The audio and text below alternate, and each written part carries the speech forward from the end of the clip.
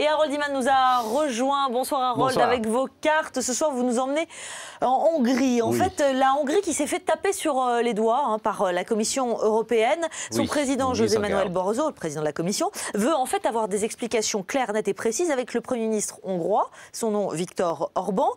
Qu'est-ce qui se passe dans ce pays, Harold? On a l'impression que la Hongrie a pris certaines libertés et pourrait presque intégrer un régime autoritaire à Budapest. C'est ce que se dit tout le monde.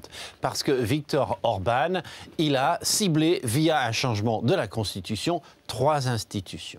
La Banque centrale, il voudrait nommer pratiquement tous les membres de la banque, sauf le président. Ensuite, la commission de surveillance des données personnelles, la CNIL hongroise, il veut là aussi intervenir dans la composition. Et enfin, la magistrature, il a trouvé plus simple, il baisse l'âge de la retraite rien que pour eux. Et donc, la majorité nommée par ses prédécesseurs d'Orban doivent partir.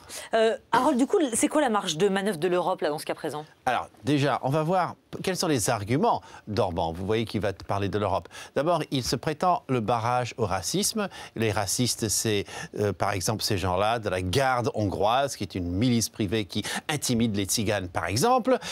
Il veut purger le pays des communistes et surtout, il veut résister face à l'Union européenne, qui est l'auteur de tous les maux du pays, parce que l'Union européenne impose toutes sortes de je dirais, critères économiques qui ne l'arrangent pas. Et donc, vu de l'Europe, il y a des menaces, hein, parce que c'est contre les traités. On a tous signé des traités fondamentaux.